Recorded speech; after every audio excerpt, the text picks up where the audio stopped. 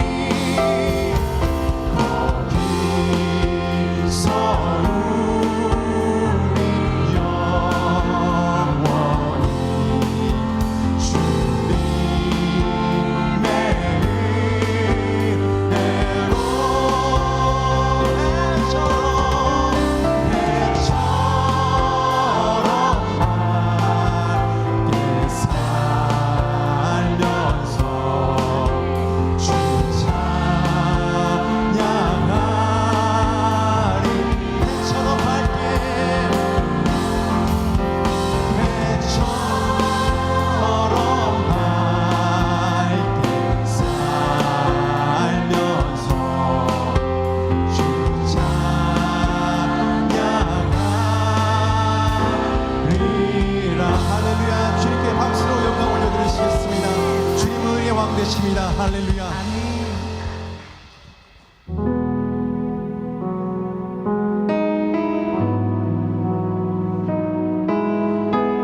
이 시간 나의 모든 시선을 주님께 드리시면서 온 마음 다해서 찬양하시겠습니다. 내게로부터 눈을 들어 주를 보기 시작할 때 주의 일을 보겠네. 내 작은 마음 돌이키사 하늘에 꿈꾸게 하네. 주님을 볼 때 모든 시선을 주님께 드리고 살아계신 하나님을 느낄 때 내 삶은 주의 역사가 되고 하나님이 일하기 시작하네. 성령이 나를 변화시켜 모든 두려움 사라질 때 주의 일을 보겠네. 황폐한 땅 한가운데서 주의 마음 알게 되리. 주님을 본 모든 시선을 주님께 드리고 전능하신 하나님을 느낄 때 내 삶은 주의 나라가 되고 하나님이 일하기 시작. 다시 한번 찬양합니다. 내게로부터 눈을 들어 주를 보기 시작할 때 주의 일을 보겠네. 내 작은 마음 돌이키사 하늘에 꿈꾸게 하네.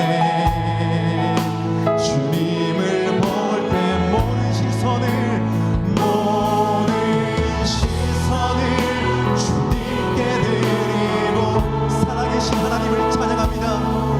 살아계신 하나님을 느낄 때 내 삶은 주의 역사가 되고 하나님. 우리 두 손 들고 주님을 찬양합니다. 모든 시선을 주님께 드리고 모든 시선을 주님께 드리고 전능하신 하나님을 느낄 때 세상은 주의 나라가 되고 하나님이 우리 온 마음 다해 고백합니다. 모든 시선을 주님께 드리고 살아계신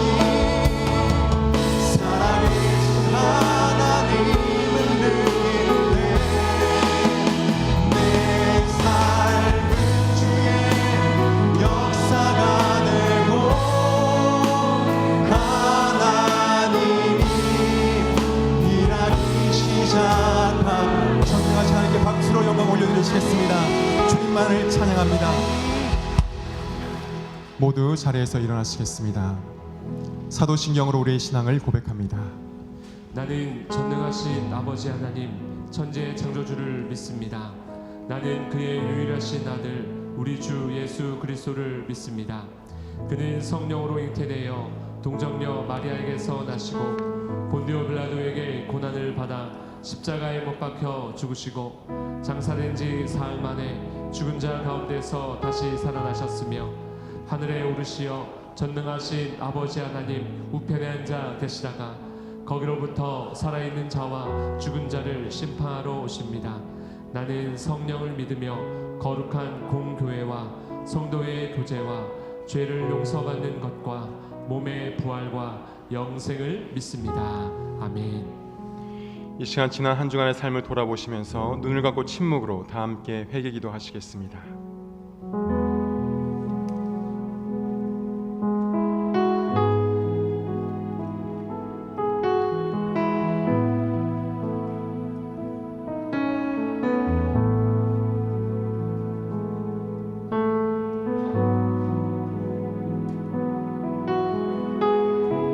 내가 그리스도와 함께 십자가에 못 박혔나니 그런즉 이젠 내가 사는 것이 아니요 오직 내 안에 그리스도께서 사시는 것이라.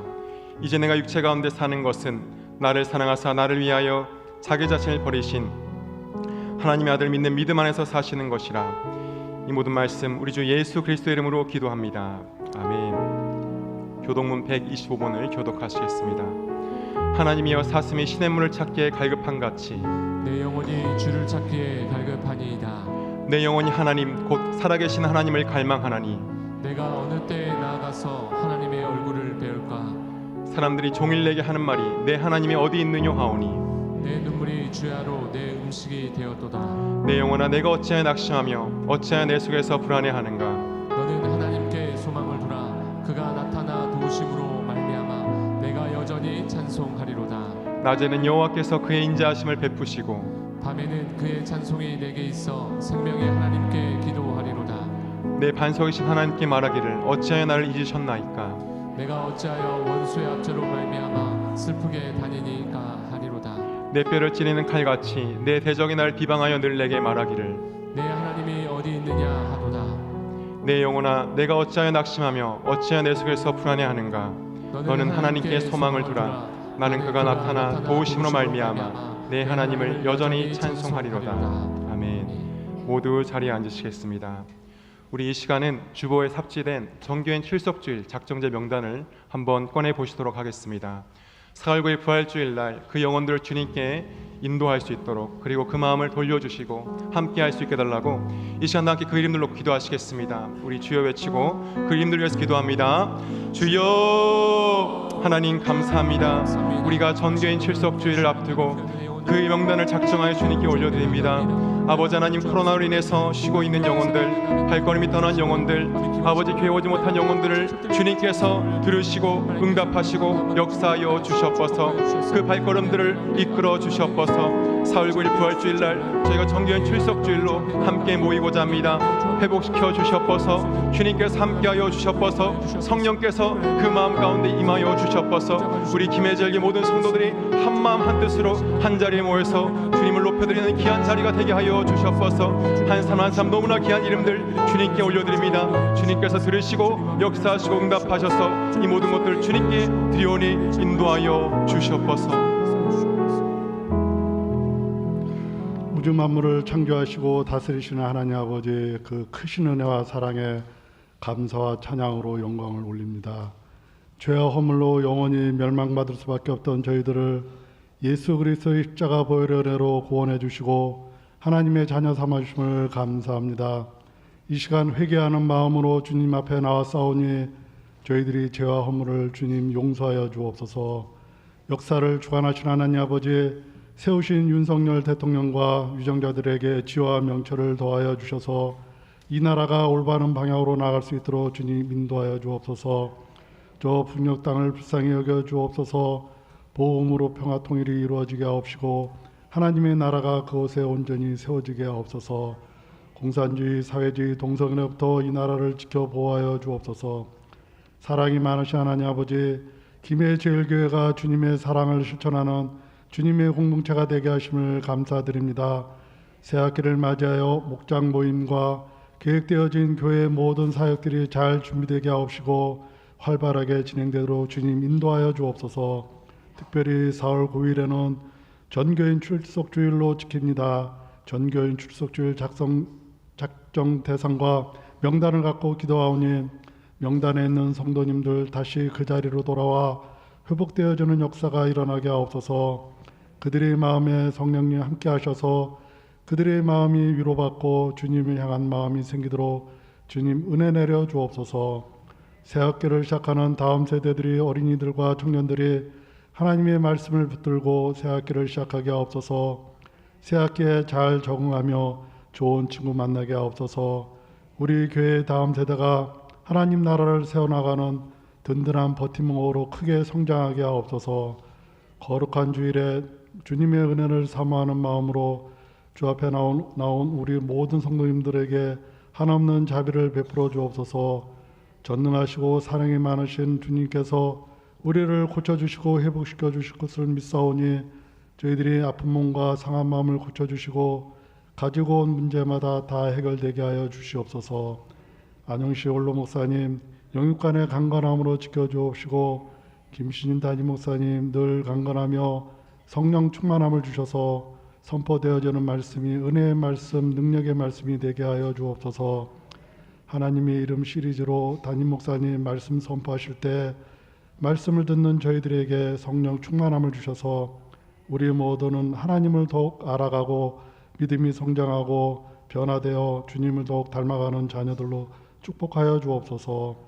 오늘도 교회 각 처소에서 봉사하는 손길들과 우리를 대신하여 찬양드리는 글로리아 찬양대원들을 주님 축복하여 주옵소서.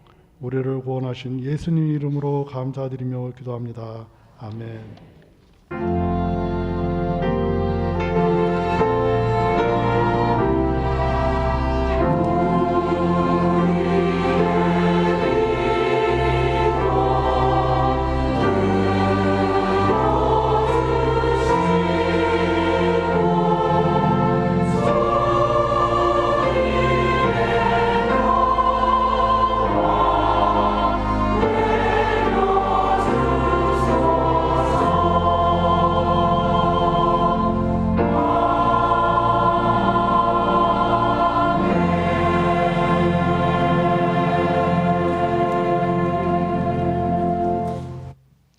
옆 성도과 인사하시겠습니다. 하나님의 이름으로 사랑하고 축복합니다. 소개하도록 하겠습니다. 정의숙 권사님의 시모 되시는 고 최분임님의 장례를 잘 마치고 오늘 유가족분들께서 예배에 참석하셨습니다. 잠깐 자리에서 일어나시면 다 같이 큰 박수로 위로하시겠습니다. 새 가족을 소개합니다. 송진홍 장로님께서 인도하신 최정우님, 구남전도회입니다. 자리에서 일어나시면 큰 박수로 환영하겠습니다. 환영합니다.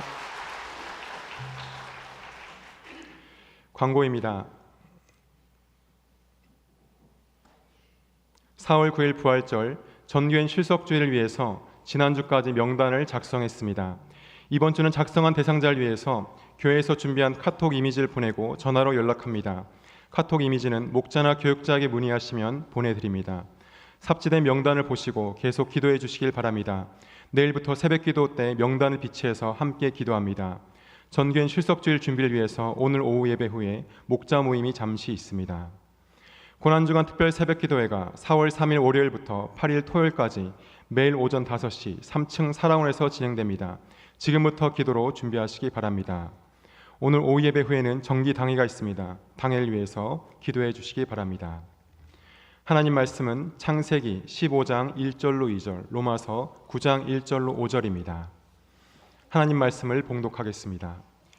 이후에 여호와의 말씀이 환상 중에 아브라함에게 임하여 이르시되 아브라함아 두려워하지 말라. 나는 내 방패요 너는 지극히 큰 상급이니라. 아브라함이 이르되 주 여호와여 무엇을 내게 주시려 하나이까. 나는 자식이 없사오니 나의 상속자는 이 다메섹 사람 엘리에셀이니이다. 나더러 주여 주여 하는 자마다 다 천국에 들어갈 것이 아니요 다만 하늘에 계신 내 아버지의 뜻대로 행하는 자라야 들어가리다.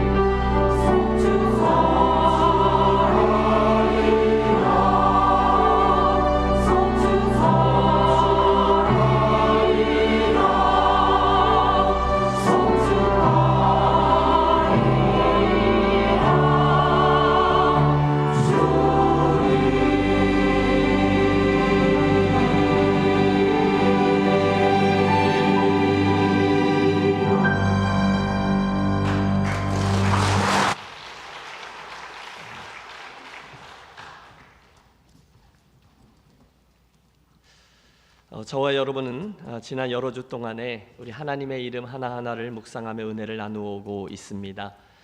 서론을 지나서 두 번째 시간 전능하신 하나님 엘로힘에서부터 시작해서 지난주 10번째 시간 평강의 하나님 여호와 샬롬에 이르기까지 하나님의 이름들 하나하나를 통해서 그 속에 담긴 그분이 어떤 분인지, 그분의 성품은, 그분의 속성은, 그리고 우리를 향한 기대는, 이런 모든 것들을 배워왔습니다. 기억이 나시나요? 지극히 높으신 하나님 엘 엘리온, 보고 계신 하나님 엘 로이, 풍성하신 하나님 엘 샤다이, 예비하신 하나님 여호와 이레, 승리 있게 하신 하나님 여호와 니시, 치료하신 하나님은요 여호와 라파, 구원하시는 하나님 예수, 그리고 지난주 평강의 하나님 여호와 샬롬. 그 덕분에 우리는 우리 하나님에 대해서 더 많이 알게 되었고, 더 많이 누리게 되었고, 또 더 많이 의지할 수 있게 되었습니다. 그런데 문득 이 즈음 제 마음속에 이런 질문이 생겨났어요. 그런데 그 다음에 말입니다. 우리가 정말로 그분에 대해서 더 많이 알게 된 결과, 이제는 어떤 일을 만날 때 성경 말씀처럼 병거와 마병이 아니라 그 하나님의 이름에게로 달려가며 그분의 하나님, 그 하나님을 나의 하나님으로 믿고 누리는 복을 나누고 있는가, 정말로 우리가 그렇게 살고 있는가라는 질문이 그것입니다. 여러분은 어떠십니까? 사랑하는 여러분, 여러분은 정말로 풍성하신 하나님, 크신 하나님, 주되신 하나님, 특별히 풍성하신 하나님 할 때의 그 엘샤다이 하나님을 누리고 계십니까? 치료하시는 하나님 여호와 라파의 하나님을 경험하며 살아가고 계십니까? 지난주 평강의 하나님 나누었죠. 여호와 샬롬. 그래서 정말로 갈등하던 그 형제 자매와 화해하려는 시도를 하셨습니까? 정말로 오늘 그 하나님의 놀라우신 이름 하나하나를 매일매일 여러분의 삶 속에 현실적으로 누리고 실험하며 살아가고 계시냐는 거예요. 그래서 우리가 요즘에 나누고 있는 이 하나님의 이름들이 성경 속에 등장하는 하나님의 이름이 아니라, 김 목사의 설교 속에 나오는 하나님의 이름이 아니라, 오늘 여러분 삶의 구체적인 장에서 매일매일 경험하고 느끼고 만져지는 하나님으로 믿고 살아가시느냐는 것입니다. 혹시 그렇지 못하시다면 오늘 이 설교의 포인트인데요, 이유는 한 가지입니다. 그것은 바로 오늘 이 시간 우리가 만나고 배우게 될 이 하나님의 이름이 아직도 여러분 안에 온전히 자리 잡고 있지를 않기 때문입니다. 나의 주, 나의 하나님, 나의 아도나이 하나님이라는 이름이, 그 하나님이 아직 여러분의 삶에 온전한 의미로 믿고 고백되지가 않고 있는 거예요. 그러므로 만일 우리가 만나게 되는 이 아도나이라는 하나님의 이름은 어떻게 보면 지금까지 저와 여러분이 나누었던 그 많은 하나님의 이름들 중에 가장 중요한 이름이 될지 모르겠어요. 왜냐하면 오늘의 이 이름이 우리들에게 체험되지 않는다면 우리는 앞에서 소개받은 그 여러 하나님의 이름들을 진정한 의미에서 체험하지 못하게 될 것이기 때문입니다. 다른 말로 하면 오늘 우리가 살피는 이 하나님의 이름이 분명히 고백되어져야만 다른 이름들도 비로소 의미 있는 이름들로 자리하게 된다는 것이죠. 그만큼 오늘 우리가 만나게 되는 주 되신 하나님 아도나이의 중요성은 아무리 강조해도 지나치지 않아요. 우리 한번 따라서 고백해 보실까요? 주 되신 하나님 아도나이, 주 되신 하나님 아도나이. 여러분, 성경에 아도나이라는 이름의 하나님은 오늘의 본문인 창세기 15장에 처음 등장합니다. 그 바로 앞에 나오는 창세기 14장에는 아직 이름이 바뀌기 전에 아브람이 전쟁에서 큰 승리를 거두었다는 기록이 나옵니다. 그리고 그 전쟁터에서 돌아오던 중에 그는 매우 신비스러운 존재죠. 살렘 왕 멜기세덱을 만나서 그곳에서 11조의 효시, 즉 모든 소유의 10분의 1 전리품들을 하나님께로 올려드리는 행위를 해요. 그 순간 멜기세덱이 축복합니다. 천지의 주제시요 지극히 높으신 하나님이요 엘리온이죠. 아브라함에게 복을 주옵소서. 너의 대적을 네 손에 붙이신 지극히 높으신 하나님을 찬송할지로다. 얼마나 감동적인지 몰라요. 그리고 나서 바로 15장 그 하나님이 아브라함에게 나타나세요. 1절 오늘의 이야기가 시작됩니다. 이후에 여호와의 말씀이 환상 중에 아브라함에게 임하여 이르시되 아브라함아 두려워하지 말라. 나는 내 방패요 너의 지극히 큰 상급이니라. 지금까지 주셨던 하나님의 아브라함을 향한 축복과 언약이 재확인되고 있죠. 내가 너의 방패요, 내가 너의 상급이야. 그분의 일방적인 사랑이 감격적으로 주어지고 있어요. 너무 감동적이에요. 감사할 일이에요. 그런데 뜻밖에도 이어지는 2절의 말씀을 보면 하나님의 이런 사랑 고백에 대한 아브라함의 반응이 약간 탐탁치 않은 그런 모습입니다. 2절을 보세요. 아브라함이 이르되 주 여호와여 무엇을 내게 주시려 하시나이까? 나는 자식이 없사오니 나의 상속자는 이 다메섹 사람 엘리에셀이니이다. 여러분, 이게 무슨 뜻일까요? 예, 하나님 다 좋은데요, 전에 저에게 약속하셨던 약속의 후사가 아직 없네요 해서 저는요, 저희 집에 있는 저 충직한 종 엘리에셀을 우리 가문의 상속자로 세울 예정입니다. 그러니 그에게나 잘해 주십시오. 이 미묘하지만 살짝 서운함이 묻어나오는 대목이에요. 여러분, 중요한 건 이겁니다. 그때 등장하는 주 여호와여라는 호칭이, 혹시 여러분 지금 한영 성경을 가지고 계신 분들은 확인해 보세요. 그 영어 성경 본문에 보면 대문자 로드라고 되어 있고요, 히브리어 성경에는 그것이 바로 아도나이라고 되어 있습니다. 그 의미는 주, 주님, 주인이라는 뜻이에요.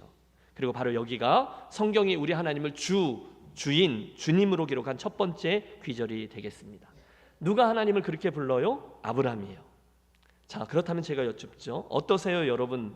여러분께서는 그 아브라함처럼 오늘 여러분의 하나님을 이렇게 나의 주, 주님, 아도나이라고 부르십니까? 여러분, 이게 질문이잖아요. 그렇게 주님으로 부르세요? 예? 하나님은 오늘 여러분의 삶의 진정 주, 주님이십니까? 예, 제가 예상한 답이에요. 우리는 누구나 이 질문 앞에 쉽게 예라고 대답합니다. 어렵지 않아요. 고민도 되지 않아요.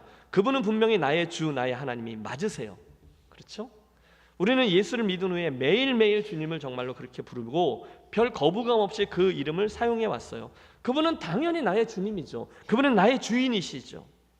자, 그 다음에 우리 이번에 던지는 질문을 던져야죠. 만일 그렇다면 사랑하는 성도 여러분, 오늘 저와 여러분이 그분을 주님, 주, 아도나이라고 부르고 믿는다는 것은 무슨 의미가 있습니까? 오늘 저와 여러분이 하나님을요, 주님, 아도나이라고 부를 때 그 고백 속에는 어떤 구체적인 의미들이 담겨 있습니까? 이 아침 우리 세 가지를 함께 묵상하며 은혜를 나누겠습니다. 가장 먼저 여러분, 저는 우리가 그 주님, 아도나이라고 그분을 부르고 고백할 때 그 순간에 하나님과 나 사이에 형성되는 그 특별한 관계를 좀 주목하고 싶습니다. 우리 자주 이렇게 고백하잖아요. 내가 예수님을 영접하는 순간 더 이상 내 인생의 주인은 내가 아니라 나를 위해 십자가를 지시고 내 죄값을 대신 치르고 나를 사주신 예수님, 그분이십니다. 그분이 내 인생의 주인입니다. 그러므로 이제는 주님이 주인이시고 저는 주님의 소유예요. 저는 주님의 종이에요. 우리 그렇게 고백합니다. 그런데 여러분, 그 고백하는 순간 어떻습니까? 우리 마음속 저 깊은 곳에는 이런 생각이 스물스물 올라오기 시작해요. 이젠 다 끝났다. 난 이제 끝난 거야. 뭐 내 인생에 더 이상 아무런 낙도 없고 나는 이제 그분의 종이니까 아무런 자유도 없을 거고 하나님이 재산도 좀 내놓으라고 하면 내놔야 될 거고 미래도 별거 없을 거고 큰 즐거움도 없이 그냥 이젠 천국이나 바라보고 사는 거지 뭐. 내 인생 이제 끝났다. 여러분, 그런 생각 안 해보셨습니까? 저만 그런 거예요? 뭔지 모르게 조금 억울한 느낌이 드는 거예요. 주님 하는 순간에 내가 어떤 존재인지가 파악되는데 뭔지 모르게 어색하고 또 억울하고 억한 감정이 생겨나고 그렇습니다. 그런데 여러분, 제 말씀은 그 말이 그 뜻이 아니라는 말씀을 드리는 거예요. 기억하십시오. 저와 여러분이 하나님을 주라고 부르고 나를 종이라고 인정할 때 그때 하나님과 나 사이에 생겨나는 관계는 우리 생각대로 이젠 다 끝났어의 관계가 아니라는 거예요. 그런 의미에서의 아도나이, 주가 아니라 대신에 그 순간 하나님과 나 사이에 형성되는 관계는 그날 이 본문 속 아브람과 그의 종이었던 엘리에셀 사이에 형성되어 있던 주인과 종의 관계를 뜻합니다. 적어도 그 순간에 아브람이 하나님을 아도나이, 주라고 불렀을 때 그 관계는 그 호칭을 사용한 아브람이 그의 종이었던 엘리에셀과 맺고 있었던 관계를 의미한다는 거예요. 아브람이 하나님께 이렇게 말하잖아요. 내 상속자는 다메섹 엘리에셀입니다. 여러분, 사실 구약 시대의 그 히브리인들의 종 개념은 오늘날 우리가 알고 있는 로마 시대의 노예 개념이나 조선 시대의 머슴, 마당새와 같은 그런 개념과는 차이가 있어요. 즉 아브라함이 성경 속에서 하나님을 주, 주인으로 부를 때의 종의 위치는 지금 우리가 생각하는 종의 위치보다 훨씬 더 좋은 것이었어요. 왜냐하면 그 주인이 그 종을 전적으로 돌보아 주었기 때문이죠. 그 당시의 주인 아브람과 종이었던 엘리에셀은 항상 그 종의 모든 필요를 다 공급해주고 그를 보호해주고 매일매일의 일과에 대해서 논의까지 해주는 친근한 관계였어요. 실제로 성경을 보면 히브리 사람들에게 있어서 종은 가족 중에 한 사람으로 취급을 받았고 실제로 할례를 받으면 유월절 예식에도 참여할 수 있었으며 그 할례를 통해 아브라함의 축복, 그 언약에도 참여할 수 있었어요. 오늘 이 창세기 15장에 의하면 종이었던 엘리에셀은요, 이미 아브라함의 모든 권리와 축복과 재산까지도 다 물려받을 수 있도록 되어 있던 상속자였다는 거예요. 그런 개념에서의 주 아도나이가 오늘 우리가 만나게 되는 하나님의 이름이라는 것이죠. 사랑하는 여러분, 그러므로 이 아침에 하나님을 나의 주, 나의 하나님 아도나이라고 고백한다는 것을 주저하신다거나 이젠 난 끝났어, 내 인생엔 더 이상 즐거운 일이 없을 거야 라고 생각하는 분이 없으시기를 바랍니다. 반복합니다. 그런 의미에서의 종 말이에요. 억지로 하기 싫은 일을 평생 해야 되는 그런 종이 부르는 주인님이 아니라는 거예요. 대신에 우리가 부르는 아도나이, 나의 주 나의 하나님은 오히려 그 풍성하신 하나님이 나의 주인이 되어주심으로 나에게 앞으로 주어질 모든 유익은 물론이거니와 이제부터는 그 주인께서 나의 모든 것들을 책임져 주시고 보호해 주신다라는 의미에서의 아도나이, 그런 의미에서의 주님이라는 거예요. 여러분, 그럼 이건 정말 엄청난 사실이 아닙니까? 과연 그러했어요. 1절 하나님이 아브라함에게 현현하셔서 뭐라고 하셨다고요? 아브라함아, 두려워하지 말라. 나는 내 방패요 너의 큰 상급이니라. 여러분, 이 말씀의 의미를 생각해 보세요. 주 되신 그분이 나의 방패가 되어주셔서 나의 안전을 보장해 주신대요. 광야와 같은 인생길에서 저와 여러분의 통장이 아니라, 자녀들이 아니라, 힘 있는 누군가가 아니라 완전하신 하나님 그분이 나의 모든 것을 책임지시는 방패요 상급이 되어 주신다는 사실이에요. 여러분, 이 사실을 믿으시기 바랍니다. 그 순간에 그렇게 느껴질 때의 아브라함의 고백이죠. 아도나이 나의 하나님, 바로 그 이야기라는 거예요. 우리가 시편 141편에 보면 동일한 하나님의 이름을 발견하거든요. 주 여호와여, 내 눈이 주께 향하며 내가 주께 피하오니 내 영혼을 빈궁한 대로 버려두지 마옵소서. 여기 나오는 주 여호와여라는 호칭이 아도나이예요. 그 아도나이 하나님이 어떤 일을 행하시죠? 나를 지키사 그들이 나를 잡으려고 놓은 올무와 악을 행하는 자들의 함정에서 벗어나게 하옵소서. 여러분, 그분이 지켜주신대요. 그분이 붙들어 주신대요. 그분이 그 악한 상황에서 벗어나게 해주신대요. 누가요? 나의 아도나이 하나님, 나의 주이십니다. 우리가 몇 주 전에 살폈던 사사기 6장에서 하나님이 기드온을 부르실 때에도 하나님이 같은 호칭을, 그리고 하나님이 같은 약속을 가지고 등장하시죠. 여호와께서 그에게 이르시되 내가 반드시 너와 함께하리니 내가 미디안 사람 치기를 한 사람을 치듯 하리라. 여기에도 하나님은 당신을 아도나이 하나님으로 이렇게 드러내시죠. 그 주인 되신 하나님이 기드온, 너와 함께 동행하고 너를 책임지겠다 약속하고 계시는 거예요. 왜요? 그분이 원래 그런 분이에요. 아도나이이시니까요. 이번 시리즈 설교는 제 지나온 이야기들을 좀 많이 하겠다고 말씀드렸죠. 제가 유학생 출신이었다고 말씀드렸어요. 강원도에서 목회 5년 정도 하고 안수를 받고 97년에 캐나다로 부름을 받아서 거기서 한 6년 반 교회를 섬기고 학교 다니고 하다가 또 한 번 미국으로 유학길을 떠날 때 가장 걱정되는 건, 유학생이니까 당연히 재정적인 문제였어요. 여러분, 자녀들 혹시 유학 보내신 분들 정말 고생하면서 그 많은 재정들을 대야 되잖아요. 많이 들어요. 그래서 그 문제에서 아무도 자유로울 수 없죠. 그런데 저는 애가 셋 딸린 그런 가장이었거든요. 그러니까 굉장히 그 무게감이 더했어요. 그렇지만 한 번 사는 인생, 한 번 믿는 예수, 한 번 드리는 헌신, 그러면서 유학을 결정한 거죠. 그런데 제가 이제 캐나다에서 미국으로 내려가기 전에 우즈베키스탄에 가서 중앙아시아에서 한 3주 정도 선교 사역을 하다가 이제 다시 캐나다로 돌아오는데, 돌아오던 길에 비행기를 갈아타야 하니까 딱 하루 한국에 들렀는데 마지막으로 한국에 적을 두었던 교회 목사님과 저녁 식사를 하게 되었어요. 근데 식사 도중에 목사님이 제가 미국으로 공부하려고 한다라는 사실을 들으시고 물으셨어요. 누가 좀 돕는 사람이 있나? 쿵쿵, 올 게 왔구나. 정신을 똑바로 차리자. 아니요, 없습니다. 그랬더니 이분이 그러면 우리가 조금씩 장학금을 좀 해볼게, 그러시는 거예요. 와, 여러분, 분명히 아셔야 될 게 제가 먼저 부탁한 게 아니었어요. 목사님이 먼저 물어봐 주신 거예요. 그러니 얼마나 할렐루야 아니겠습니까? 하나님 너무너무 감사합니다. 유학 결정이 쉽지 않았는데 이런 식으로 저를 격려해 주시는군요. 신나게 돌아와서 캐나다에 있는 모든 걸 정리하고 5식구 비행기표 너무 아까우니까 그것까지 더해서 중고차를 한 대 사가지고 거기에 다 싣고서 미국으로 이제 운전하며 내려온 거죠. 그런데 이게 웬일이에요? 운전하며 이사한 그 일주일 사이에 그 목사님이 교회를 사임하고 휙 떠나버리신 거예요. 진짜 아쉬운 거죠. 아니 황당한 거죠. 아니 뭐 내 허락도 안 받으시고 이렇게 막 교회를 사임하셔도 되는 거야? 막 궁시렁궁시렁 됐어요. 왜요? 딱 한 군데서 줄지도 모른다고 말했던 장학금이 날아가 버렸으니까요. 여러분 아세요? 인문학에서는 이런 경우를 낙동강 오리알이 됐다라고 말합니다. 근데 그 경험을 통해서 하나님이 제게 가르쳐 주신 거죠. 당신의 온전하신 손, 당신의 책임 아래로 들어가는 법을 말입니다.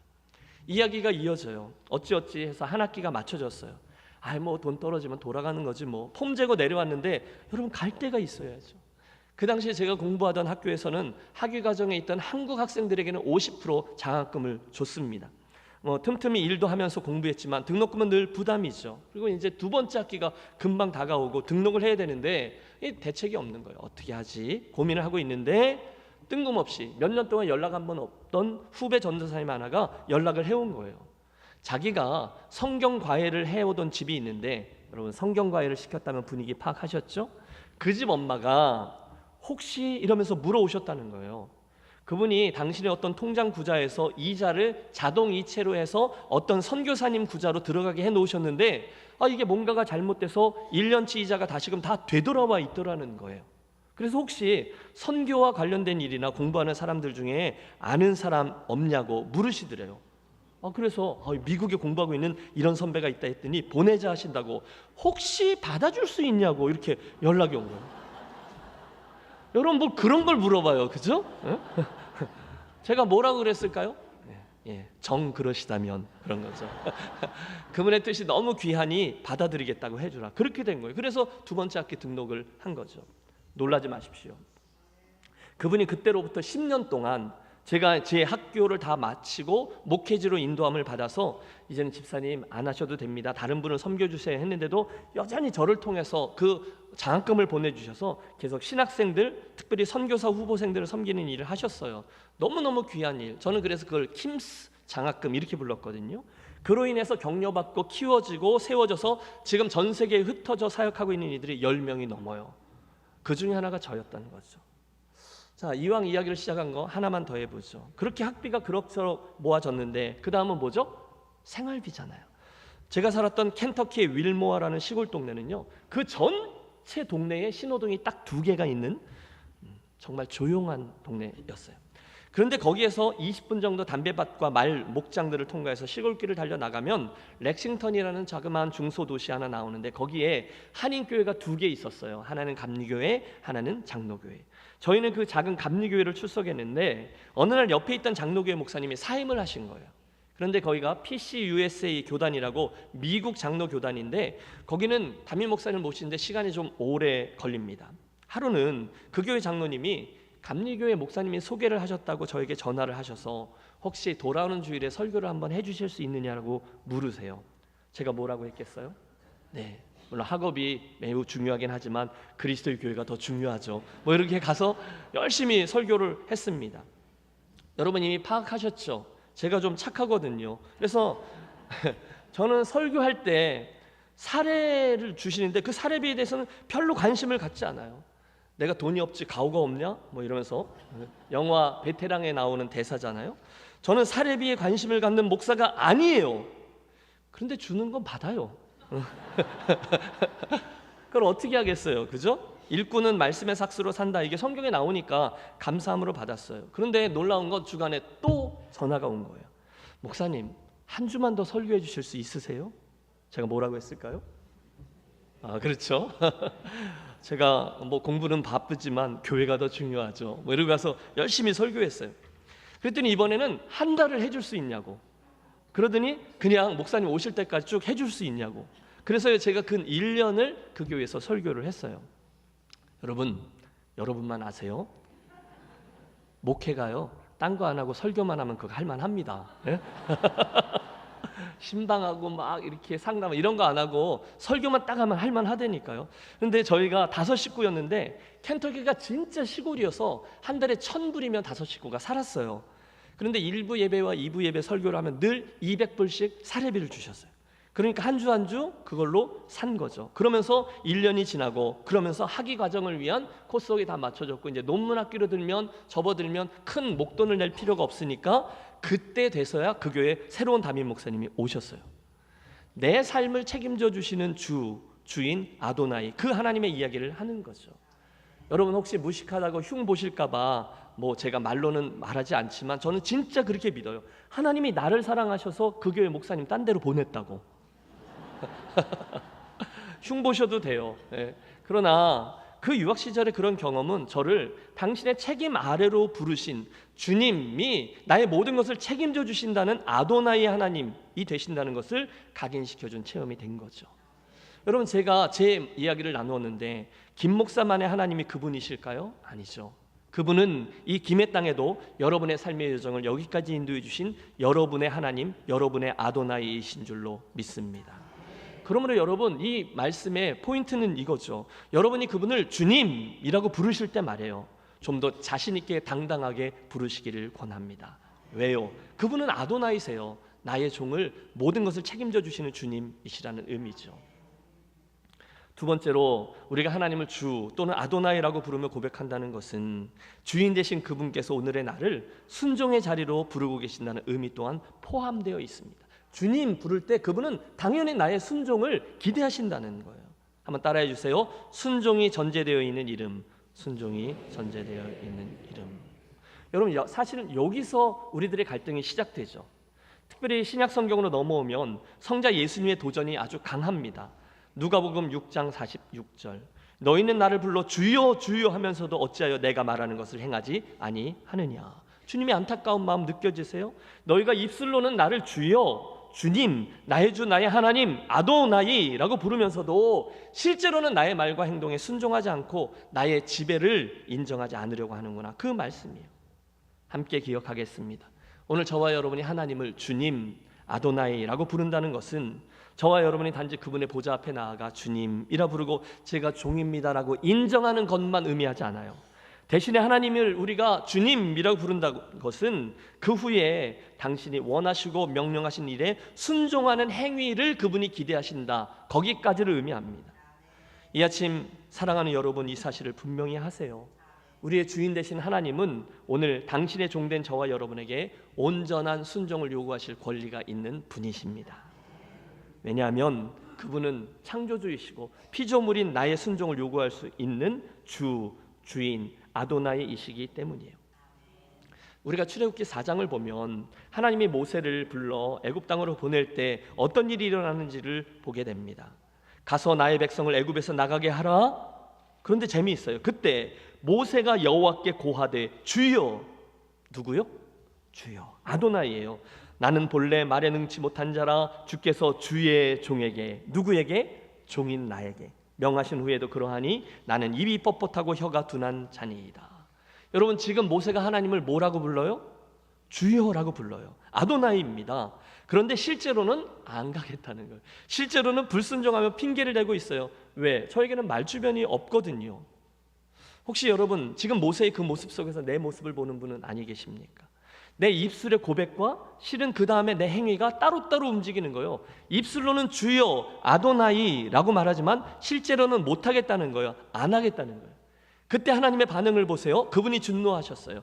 주여 주여. 입술로는 그분을 불렀지만 아니 모세는 정말로 그분이 아도나이라고 인정했을 거예요. 그분이 하나님이라는 것을 믿었을 거예요. 그런 의미로 고백했을 거예요. 그러나 복종하지는 않았다는 거예요. 이게 문제죠. 우리들의 문제가 그게 아닐까요? 주 아도나이라는 하나님의 이름에는 우리들의 순종이 당연히 전제되어져 있는 이름인데 내가 그걸 안 하면서도 그분을 주라고 부를 수 있다는 것입니다. 반대의 경우도 있어요. 이사야가 저 높은 천상회의를 통해서 하나님의 보좌와 그분을 보았어요. 우시야 왕의 죽던 해에 내가 본즉 주께서 누가요?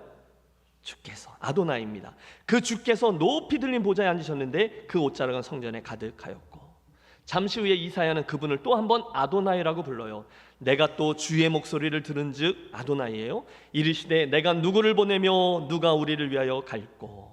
여러분, 하나님께서 이사야에게 그 장면을 보여주실 때 각본이 있으셨어요. 그분의 기대가 있으셨어요. 뭡니까? 이사야에게 그 모든 장면을 보여주신 후에 나를 아도나이라고 부르는 이사야가 순종하기를 기대하셨다는 거예요. 그래서 말씀하세요. 내가 누구를 보내며 누가 우리를 위하여 갈꼬? 놀랍게도 종이 대답합니다. 주여, 아도나이예요. 내가 여기 있나이다. 나를 보내소서. 그리고 그가 순종했습니다. 그게 맞다는 거예요. 오래전에 그 별세의 목회를 주창하셨던 이중표 목사님에게 제가 직접 들은 이야기예요. 이중표 목사님이 목회를 하시는데 교회 안에 정말 너무너무 힘든 분이 한 분 계셨대요.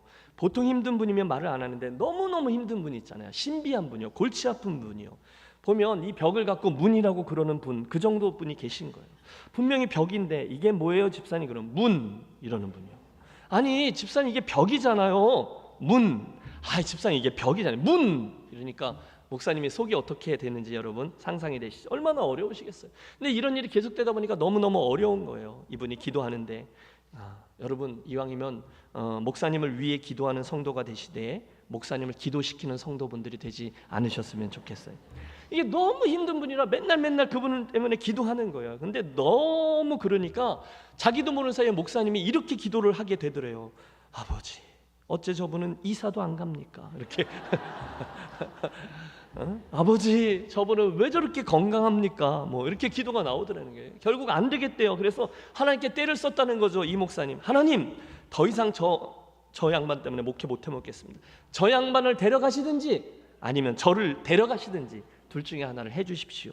진짜 힘드셨다는 거예요. 그런데 그렇게 절절하게 기도한 날 밤에 꿈에 주님이 나타나셨대요. 얘야, 그 사람 때문에 힘들지? 목사님이 기다렸다는 듯이 토로하는 거죠. 막 이러는 거. 진짜 힘들어요 주님. 저 못하겠어요. 그러니까 어떻게 좀 해주세요. 그때 잠잠히 듣고 계시던 주님이 이러셨대요. 걔 나도 안 돼.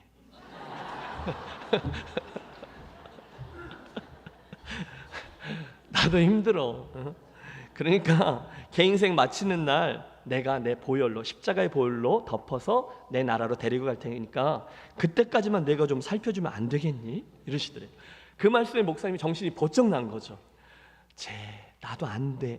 그래, 예수님도 하시다가 얼마나 안 되면 그냥 십자가에서 죽으시면서 그렇게 품어서 데려가신다고 그때까지 좀 맡아달라 하시는데, 그래, 내가 해야지. 내가 참자, 내가 인내하자, 내가 더 사랑하자, 내가 더 순종하자. 그리고 함께 갔다는 거예요. 누가 주인인지, 그분이 뭘 원하시는데 내가 어떻게 하는지가 극명히 드러나는 순간이죠. 그분이 아도나이고 이 목사님은 종이었던 거죠. 제가 달라스에서 섬기던 교회에서 세 번째 선교사 가정으로 파송한 그런 한 가정이 있어요. 그래서 케이시, 해나, 그리고 그 집 아들은 주한이인데, 이 선교사를 꿈꾸고 준비하고 있던 달라스 신학교 1.5세 신학생 가정. 그래서 제가 이제 딱 보고 떡잎을 벌써 안 거죠. 그래서 삼고초려에서 교회로 데리고 와서 우리 학생부 전도사님으로 3년, 그리고 이제 영어권 전담 사역자로 2년을 쭉 섬기고 나서 이제 파송 준비가 다 된 거예요. 이분이 원래 맨날 웩이라는 선교단체의 시티 스터드 선교사님의 고백, 만일 예수님이 하나님이시고 그분이 십자가에서 나를 위해 죽으셨다는 것이 사실이라면 내가 그분을 위해 드리는 어떤 것도 희생이라 말할 수 없다. 맨날 이런 이야기하고 다니는 친구였어요. 여러분, 댐댐이가 이제 감이 오시죠? 5년 정도 함께 섬겼고 이제 선교지를 가겠다 그래서 우리가 이렇게 모금을 해서 선교 여행, 정탐 여행을 시켰어요. 그래서 이제 몇 군데 후보지 나라들을 돌아보고 오더니 이라크를 가겠다는 거예요. 그래서 제가 이라크? 가겠다는 건 안 말리겠는데 케이씨 조금만 덜 위험한 데로 가자. 아니 애도 아직 어린데 꼭 그리로 가야 되겠어? 사모님을 한 번만 더 의논하고 와 라고 조언했습니다. 갔다 와서는 이렇게 말하는 거예요. 목사님, 아내하고 의논했는데요, 이왕 할 거면 센 데 가서 하재요. 그래서 이라크로 갔고 저희가 그리로 파송했죠. 그래서 제가 이제 IS 전쟁 전에 한번 그곳을 다녀왔습니다. 너무너무 척박한 땅, 3천만 명이나 되는 전 세계 나라가 없이 3천만 명이라는 그 민족 집단이 그 이라크 북부, 터키 동부 뭐 이쪽에 이렇게 모여서 살고 있는 그런 쿠르드족들을 위한 지역이었어요. 지난번에 왜 IS 전쟁들이 일어나서 그들이 막 진격해 와서 그 근본주의자들이 거점으로 삼았던 곳이 모슬이라는 도시인데, 여러분 혹시 그 뉴스나 이런 데서 보셨을 거예요. 그 모슬이 옛날 성경에 나오는 니느웨 땅이거든요. 근데 거기서 굉장히 가까운 곳이에요. 근데 전쟁이 났어요. IS들이 와서 그 모술까지 점령했어요. 그리고 그 친구들이 살고 있는 곳 15분 거리에 있는 거기까지 드디어 왔는데 이 친구들이 피할 생각을 안 하는 거예요. 그러니까 파송교회니까 미국에서 맨날 기도하는 거죠. 케이씨 잠깐 나왔다가 들어가자. 너무 위험해. 그대들은 미국 여권을 가지고 있잖아. 그런데 여러분 이 친구 하는 말을 좀 들어보세요. 목사님, 이 쿠르드 형제들은 지난 역사 속에서 수도 없이 많은 배신과 배반의 경험을 통해서 오직 산만이 자기들의 친구라고 말하는 사람들이에요. 거기 들어가서 숨어서 목숨을 연명한 거죠. 저는 이 친구들이 가장 어려움을 겪을 때 그들의 친구로 함께 있어주고 싶습니다. 여러분 누가 말리겠어요? 어떻게 그럴 수 있을까요? 그들에게는 누가 주 아도나이인지 누가 종인지가 확실했기 때문이에요. 제가 그 친구 방문했다가 함께 모슬 땅을 이제 들어가 보려고 그랬는데 너무 위험해서 못 들어갔어요. 아랍 세력들이 거기를 잡고 있어서 그 대신에 그 니느웨 땅이 보이는 산 위를 올랐어요. 여러분 사진을 보시죠. 여러분 저 사진이 이렇게 내 양옆으로 이렇게 펴져 있으면 저 앞에 이렇게 희미하게 보이는 것이 그것이 모슬 땅인데요. 거기가 옛 니느웨입니다. 그가 여기 올라서 말하는 거예요. 목사님, 여기가 요나가 니느웨를 내려다보던 하나님과 씨름하던 그 자리예요. 제가 처음에 안 믿었죠. 진짜? 에이 뭘, 진짜예요. 이 주변에는 여기밖에 산이 없어요. 그때 깨달았어요. 그 모슬 땅 사방이 다 평야예요. 그리고 여기만 산이 있는 거죠. 그럼 여기가 요나서 4장 요나가 박넝클과 함께 씨름했던 그 자리구나. 그러니 여러분 가슴이 찡합니다. 근데 이 친구가 이렇게 말했어요. 목사님, 바로 여기가 그때 하나님이 저를 불러주셨던 자리예요. 그 여러 나라들을 돌아보면서 둘러보던 중에 바로 이 자리에 올랐을 때 주님이 마음을 주셨다는 거예요. 너 이리로 오련? 그래서 갔어요. 그래서 그분이 아도나이, 주 대신 하나님이기 때문에 거기에 가서 지금까지 충성하는 거죠. 사랑하는 여러분, 우리가 하나님을 아도나이라고 부르며 주님으로 믿고 고백한다는 것은 거기에 너무도 당연한 우리들의 순종이 전제되어 있다는 것을 기억하십시오. 주여 말씀하옵소서, 종이 듣겠나이다, 종이 순종하겠나이다. 그것이 우리가 그분을 주님이라고 부를 때 담겨져 있는 두 번째 의미예요. 그러므로 사랑하는 여러분, 여러분의 주님을 아도나이, 나의 주님이라고 부를 때면 그때 그분이 하시는 모든 말씀을 내가 당연히 순종하리라 라는 태도로 그 이름을 부르셔야 합니다. 한 가지만 더, 우리가 그분을 주 아도나이라고 부를 때에 그 안에 담긴 주님의 진지함 또는 단호함 하나도 같이 유념하기를 원합니다. 기억하세요. 그분은요, 당신의 주인됨에 대해서는 추후의 양보가 없습니다. 여러분, 그분은 당신의 주인됨을 희미하게 하는 어떤 것도 결코 그냥 넘어가지 않으세요. 무릇 내게 오는 자가 자기 부모와 처제와 형제와 자매와 더욱이 자기 목숨까지 미워하지 아니하면 능히 내 제자가 되지 못하고 누구든지 자기 십자가를 지고 나를 따르지 않을 자도 능히 내 제자가 되지 못하리라. 여러분, 주님의 이 말씀 앞에 담겨있는 진지함이 느껴지십니까? 한마디로 장난이 아니라는 거예요. 너희가 나를 선생이라 또는 주라 하니 너희 말이 옳도다, 내가 그러하다. 그분은 당신의 주인됨에 대해서 단호하세요. 속지 않으세요. 양보하지 않으세요. 오늘의 두 번째 본문인 마태복음 7장 21절, 우리 다 같이 한 목소리로 읽어보겠습니다. 나더러 주여 주여 하는 자마다 다 천국에 들어갈 것이 아니요 다만 하늘에 계신 내 아버지의 뜻대로 행하는 자라야 들어가리라. 아멘. 누가 천국에 들어갈 수 있다고요? 그분의 뜻대로, 즉 아도나이의 뜻대로 행하는 자라에 들어간다는 거예요. 그러므로 여러분 입술의 고백에 스스로 속지 마십시오. 우리는 얼마든지 입술로는 그렇게 말할 수 있어요. 주여 아도나이, 주여 주여 주여 열정적으로 고백합니다. 그리고 내 귀에 들려지는 그 소리를 인하여 나는 예수님을 주님으로 잘 믿고 있는 사람이라 착각할 수 있어요. 다른 분들도 나를 보고 저분은 예수를 잘 믿는 분이야 생각할지도 몰라요. 그런데 진짜로 그러하냐? 그렇지 않을 수도 있다는 거죠. 여러분, 그분을 주님이라고 고백하는 종이라면 혹시 그분의 어떤 말씀을 들을 때, 심지어 그 일이 굉장히 힘든 일이나 말씀이라 해도 진지하게 따라가는 종이어야 한다는 사실임을 믿습니다. 내 생각이 있어요. 그러나 그 순간에 그분이 뭐라고 말씀하시면 정말로 그렇게 하는 거예요. 주님이 하지 말라 하셨으면 정말로 그렇게 안 하는 거죠. 마태복음 7장을 계속 읽어 내려가다 보면 두려운 말씀이 나와요. 그렇게 주여 주여 입술로만 고백하고 실제로는 순종하고 따르지 않는 이들, 그들의 결국은 이렇게 된다는 거예요. 비록 그들이 그럴싸한 일들을 많이 해요. 그분의 이름으로 선지자 노릇도 하고 그분의 이름으로 귀신도 쫓아내고 놀라운 일들을 행했지만 결국은 천국에 들어갈 수 없대요. 왜요? 말로만 했기 때문이라는 거예요. 순종하지 않았기 때문이라는 거예요. 말과 행위가 분리되어 있습니다. 믿음과 순종이 따로 놀아요. 그때 기억하십시오. 주님은 결단코 그냥 넘어가지 않으세요. 단호하신 분이거든요. 이번에 제 이야기를 오늘 설계에 너무 많이 담는데 요 얘기까지만 해보죠. 좀 전 말씀드렸던 그 유학생활 이야기가 이어지고 있는 거죠. 맨 처음에 공부하러 미국으로 내려올 때 제가 주님과 두 가지 약속을 했어요. 주님, 제 마음의 소원을 따라서 공부할 수 있는 기회를 주셔서 감사합니다. 제가 열심히 할게요. 그런데 이건 주님께서 열어주시고 시켜주는 공부니까 학업 후의 진로는 주님이 찾아주세요. 그것이 어디가 되든 어떤 일이든 불러주시면 제가 찍소리 하지 않고 가서 순종할 테니 일할 곳은 주님이 찾아주세요. 제가 찾지 않겠습니다. 이렇게 이제 하나님과 계약을 맺고, 나 혼자 맺은 계약이죠. 그걸 갔어요. 아까 말씀드린 그 윌모어라는 동네는 너무너무 조용한 시골 동네, 아무것도 없었어요. 여러분 아세요? 제가 놀기를 엄청 좋아하는 사람인데 놀 게 없어서 공부나 하자, 그러고 공부한 곳이에요. 그러니까 여러분 혹시 아들이나 딸이 공부 되게 안 하면 거기 보내시면 할 수 없이 공부하게 되는 곳이었어요. 그런데 제가 원약 흑수저 출신이거든요.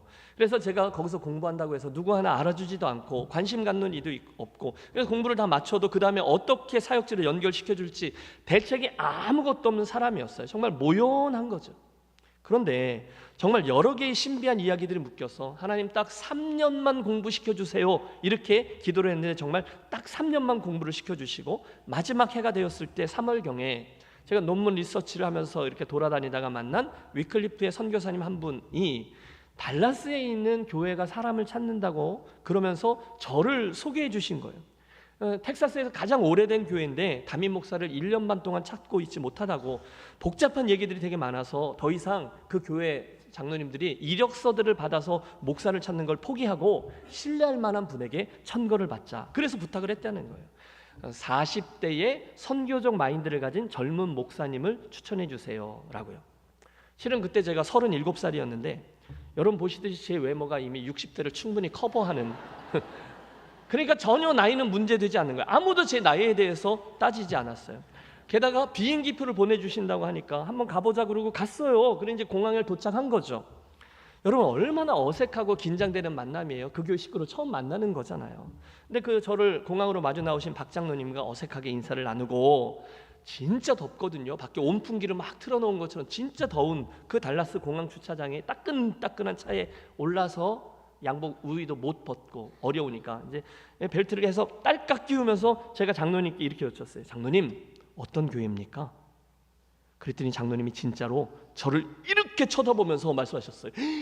모르고 오셨어요? 이렇게 말씀하셔요.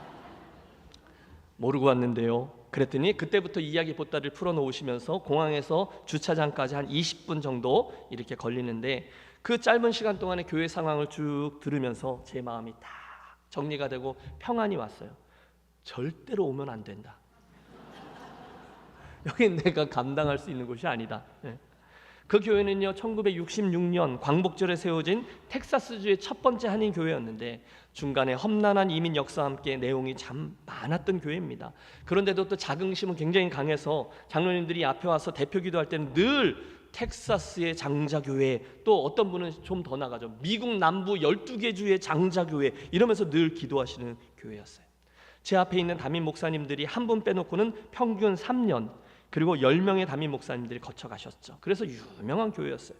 제 앞에 분도 본의 아니게 교회를 섬기다가 그 동네에 교회를 다시금 개척하게 되셨고, 제 바로 앞에 섬겼던 담임 목사님은 한국의 전주에서 3,000명 되는 그런 큰 교회를 섬기던 목사님 모시고 왔는데 1년도 못 섬기고 사임을 하셔야 됐고, 그 다음에 1년 반 동안 청빙위원회가 3번 정도 다시 깨지고 등등. 여러분 그런 말씀을 쭉 해주시는데 여러분 같으면 가시겠어요?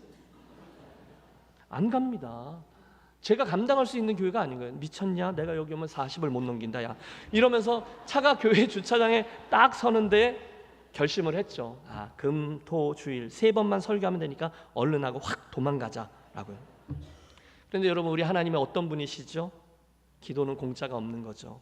그 3일 동안 머물면서 그 교회 성도들을 만나는데 주인 되신 하나님께서 예배하는 중간중간 저를 감동시켜 주면서 계속해서 옛 기도가 떠오르는 거예요. 절대로 제가 찾진 않고 하나님 불러만 주시면 제가 찍소리 하지 않고 어디가 되든 어떤 교회든 가서 열심히 하겠습니다. 뭐 이렇게 기도를 했는데 성도분들이 너무너무 줄여 계신 거예요. 영적으로 많이 목말라 계셔서 갈망하고 사모하고 어떤 말씀을 전하든 쭉쭉 스폰지처럼 빨아들이고 이런 모습을 보면서 너무 마음이 아픈 거예요. 게다가 그 기도가 계속 귀에 울리는 거예요. 하나님 어떤 곳이든 제가 찍소리하지 않고 이런 계속 울리는 거예요. 결국 어떻게 되었을까요? 도망가야지 했던 제가 종은 주인 원하는 거 하는 사람이지 지 원하는 거 하는 사람이 아니지. 그러면 제가 그리고 이제 그렇게 바뀐 거죠. 그리고 갔습니다. 놀라운 축복들을 체험하게 됐죠. 어려웠습니다. 여러분 제가 감당하기가 버거웠어요. 37세였어요. 그런데 어쨌든 취임 예배 때 얼마나 감격스러워요. 제가 감격이 어서 울먹울먹 했더니 거기에 그 지역에 있는 모든 방송사들과 신문사들이 다 왔거든요. 이번엔 도대체 어떤 사람이 걸려들었나 이래가지고 저를 너무 불쌍히 여겨서 모든 신문사들이 저를 와서 쭉 스케줄 잡고 인터뷰를 하는데 한 신문사 기자가 이렇게 질문하더라고요. 아니 어쩌다가 오게 되셨어요? 여러분 분위기 파악하셨죠? 버거웠어요. 제 그릇이 감당할 수 있는 그런 교회 공동체가 아니었어요. 그러나 제가 왜 갔을까요? 그분의 부르심이 단호한 부르심이었거든요. 그분이 주인이셨거든요. 아도나이셨거든요. 그리고 순종했을 때 하나님이 예비하신 많은 은혜를 허락해 주셨죠. 교회는 빠르게 회복되어지고 성장하고 복된 사역자 공동체 형성되고 제로에서부터 시작했는데 몇 년 후에 당시 가장 그 도시에서 크고 든든한 영어권 교회를 세울 수 있었고 5가정의 교회 식구들을 선교사로 파송하고 나중에는 어떤 컨퍼런스를 가도 이민교회 컨퍼런스를 가면 늘 그 교회의 사례 발표를 하게 되는 등등 행복한 추억들로 가득하게 해 주셨어요. 그 이야기들이 어디서 시작되었을까요? 그분의 진지한 부르심이라는 단호한 부르심이라는 거예요. 일단 그분의 주인됨을 믿고 예 했더니 그분이 책임져 주셨다라는 이야기가 된 거죠. 그분이 아도나이셨어요. 하나님이시니까. 여러분 제가 증인입니다. 우리가 요한복음 2장에 보면 예수님의 첫 번째 이적이 나오거든요. 가나의 혼인잔치에서 물로 포도주를 만든 그 놀라운 이야기 말입니다. 거기 보면 어머니 마리아의 요청이 있었고 예수님의 뜬금없는 지시가 있었고 종들이 그 물 떠다 뭐 어떻게 해라 그 얘기에 종들이 그대로 순종했고 놀라운 기적들이 일어나요. 그런데 그 모든 이야기에서 저를 가장 감동시키는 것은 결론 부분에 나오는 이 말씀이에요. 연회장은 물로 된 포도주를 맛보고도 어디서 났는지 알지 못하되 물 떠온 하인들은 알더라. 할렐루야. 연회장은 그게 어디서 온 포도주인지 몰라요. 당연히 모르죠. 그런데 누가 알아요? 순종했던 그 하인들은 아는 거예요. 기적의 비밀이죠. 오직 순종한 이들만이 그 비밀을 알게 될 줄로 믿습니다.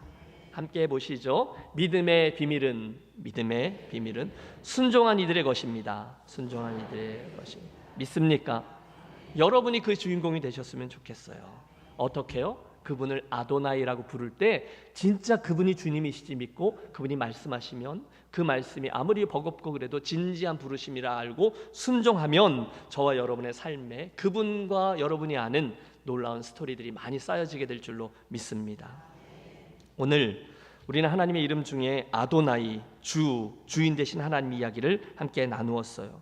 지금까지 우리들에게 계시된 하나님의 이름들이 많았습니다. 그런데 그 모든 하나님의 이름들이 오늘 내 삶에 체득되어지고 경험되려면 필수적으로 이 이름이 고백되어져야 돼요. 뭐죠? 나의 주, 주인, 하나님, 아도나이라는 그분의 이름이죠. 그러므로 여러분 이 시간에 우리 함께 그분의 존전으로 우리 함께 나아가시죠. 조용히 그 하나님을 여러분이 아도나이, 나의 주라고 한번 불러보세요. 여러분 정말로 불러보십시오. 주 되신 하나님, 아도나이. 여러분 그 순간에 내가 순간 그분이 하나님이시고 나는 그분의 피조물이라는 관계, 그분이 주인이시고 나는 그분의 종이라는 관계 아래로 들어간다는 것을 느끼실 거예요. 첫째, 그분의 주되심은 오늘 내 인생의 모든 것을 책임져 주신다는 풍성함으로의 초대죠. 둘째, 그분의 주되심은 종된 우리들에게 순종을 요구할 권리가 있죠. 셋째, 우리의 아도나이라는 고백에 하나님의 순종의 요구는 단호하다라는 점도 기억해야 될 것입니다. 여러분 저와 함께 결단의 기도를 각자 좀 드려보시면 어떨까요? 하나님, 제가 주여 주여 입술로만 부르는 자가 아니라 그 이름의 의미를 알아 주여라고 부를 때 나의 모든 것을 책임져 주신다는 의미의 풍성함 속으로 들어가고, 입술만의 고백이 아니라 순종을 마땅한 것으로 알고 부르며 나아가 심지어 어렵고 부담되는 부르심이라도 단호하게 복종하겠습니다 결단하며 주여 아도나이라고 부르는 종이 되게 해 주옵소서. 그래서 성경 속에 나오는 이야기처럼, 김 목사의 간증에 나오는 것처럼 하나님의 풍성하심과 다스리심과 채우심과 이끄심을 오늘 내 삶의 장에서 체험하고 간증하는 인생 교회 되게 하옵소서. 우리 함께 각자 결단하며 받은 은혜 붙잡고 기도하겠습니다. 좋으신 하나님 아버지, 감사합니다. 이 아침에 사랑하는 종들과 함께 나누었던 나의 주님 아도나이 하나님에 대한 놀라운 이름을 하나님 내가 붙들고 기도합니다. 사랑하는 종들이 그 이름을 주님이라고 부를 때에 하나님 걱정하는 것이 아니라 하나님의 책임과 하나님의 보호하심 아래 들어간다는 사실 분명히 기억하게 하여 주시고, 하나님 그 속에 담겨져 있는 순종이 전제되어 있는 이름이라는 의미가 무엇인지 분명히 알게 하여 주셔서 말씀하시면 심지어 부담되는 말씀과 내 뜻과 다른 말씀이라 할지라도 진지하게 순종하며 나아가면 하나님께서 친히 수많은 기적들의 주인공이 되어주시는 놀라운 기적, 그런 간증되게 하신다는 말씀을 듣는 자들 되게 하옵소서. 믿는 자들 되게 하옵소서. 순종하는 자 되게 하옵소서. 결단하며 나아가는 이번 한 주간이 그 하나님을 체험하고 실험하는 한 주 되게 하여 주시옵소서.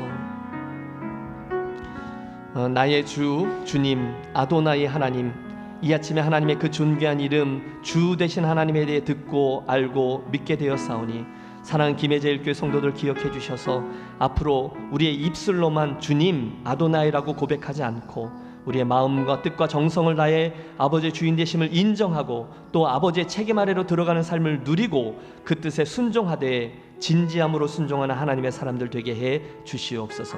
그로 말미암아 우리가 나누어왔던 하나님의 놀라운 이름들, 전능하신 하나님, 보고 계신 하나님, 지극히 높으신 하나님, 풍성하신 하나님, 승리케 하신 하나님, 치료하신 하나님, 평강의 하나님 등등 모든 하나님의 놀라운 이름을 실제적인 삶의 날마다 체험하고 누리고 간증하는 복된 성도들과 인생과 교회되게 해 주시옵소서.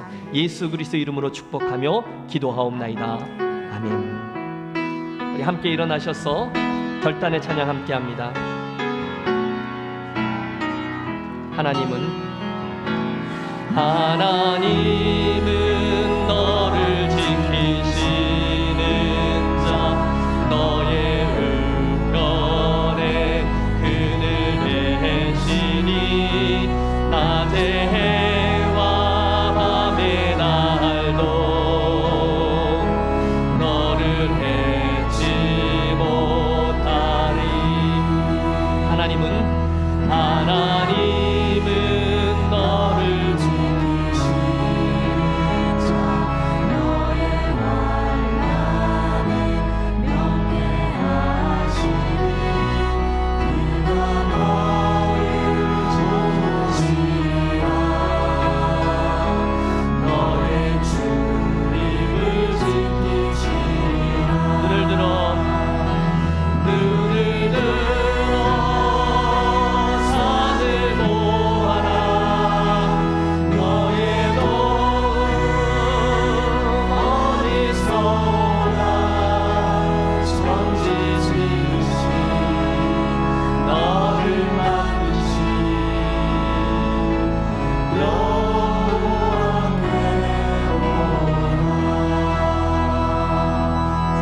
한 번 더 부르시는데 이번엔 옆에 있는 분에게 축복하겠습니다. 힘내십시오. 하나님이 당신 하나님 되십니다. 하나님은 너를 지키시는 자. 옆에 분을 축복하십니다. 하나님은 너를 지키시는 자, 너의 우편에 그늘 대시니 낮에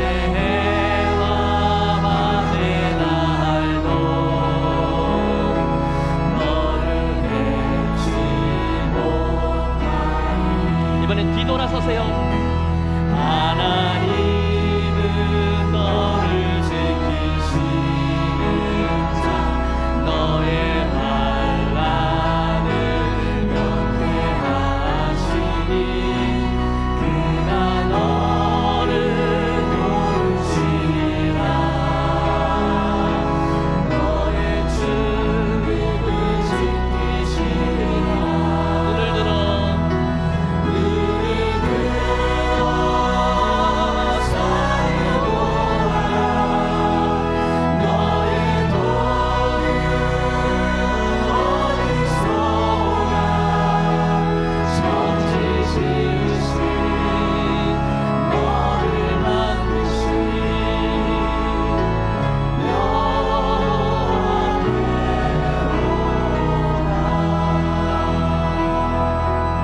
하나님, 우리가 찬양하며 고백했던 것처럼 참으로 별일 많은 우리들의 인생이지만 아도나이, 주 되신 하나님으로 우리의 모든 발걸음과 여정을 지키고 보호해 주실 줄로 믿습니다. 이 시간 그 큰 하나님의 사랑과 은혜로 한 주간 걸어온 성도들이 귀한 예배 자리에 서서 귀한 예물을 성별에 올려드리게 하시니 감사합니다.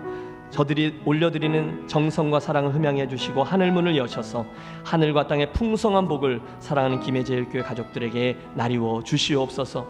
어렵다 하는 이 시기에 사랑하는 성도들의 삶을 복 주셔서 아버지의 이끄심과 채우심을 경험케 하시고 물질과 건강과 믿음과 섬김과 봉사의 바른 청지기들로 결국 아버지의 자랑이 되는 제일교회 가족들 되게 주옵소서. 아버지, 어려운 자 도와주시고 낙심된 자 붙들어 주시고 막혀있는 자 열어주시고 병든 자를 고쳐 주시옵소서. 특별히 우리가 요즘 작정하며 기도하는 한 분 한 분의 이름을 기억해 주시고 우리들의 기도와 섬김과 카톡과 사랑의 교제를 통해 저들을 어떻게 해서든지 다시금 주 앞으로 불러주시는 놀라운 기적을 우리에게 허락해 주시옵소서. 이제는 우리의 구원자 되시는 주 예수 그리스도의 크신 은혜와 하늘 아버지의 극진하신 사랑하심과 성령 하나님의 감동 감화 내주 충만하심이 오늘 주 되신 하나님 아도나이라는 이름 속에 담긴 의미를 마음껏 누리고 또 그 진지한 순종의 발걸음을 제대로 단호하지만 진지하게 걷기로 결단하며 성전문을 나서는 사랑하는 모든 교우들의 심령 위에 이제로부터 영원토록 함께 하시기를 간절히 축원하옵나이다. 아멘.